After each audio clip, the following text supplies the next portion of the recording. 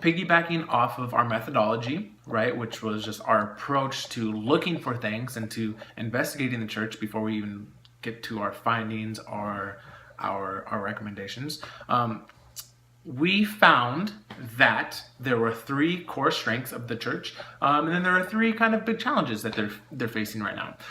So to begin with the strengths, the first most obvious thing is that they have great leadership and they have a lot of different leadership opportunities. So like I said, the church is always growing and expanding, and because of that, there's constantly new roles opening up and new responsibilities to be had, and so people are just filling in.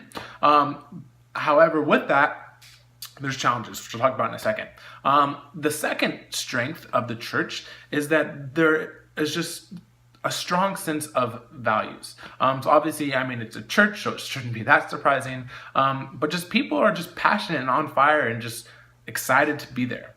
So that's another huge strength, just the willingness and the enthusiasm of, just these core values of the church.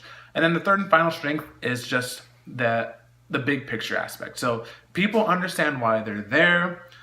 They know what the vision of the church is. They know what they're supposed to be doing there. They're on board with it. And that's huge. That's huge. It keeps the church unified and growing and all those things.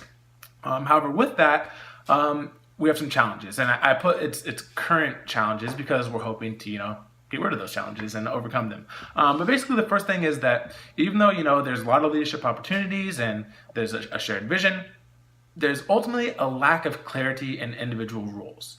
So with the size, with the complexity of the church and all the different, elements of having satellite churches and people communicating, it's just hard to get down to that individual level and say, hey, this is what you're supposed to do, this is how you can serve. And right, a lot of people are volunteers, so it's not like they have a job description, but they do have important roles, and sometimes people are just like, I don't know what I'm doing, I feel like I'm useless, someone tell me what to do. And that's kind of a challenge.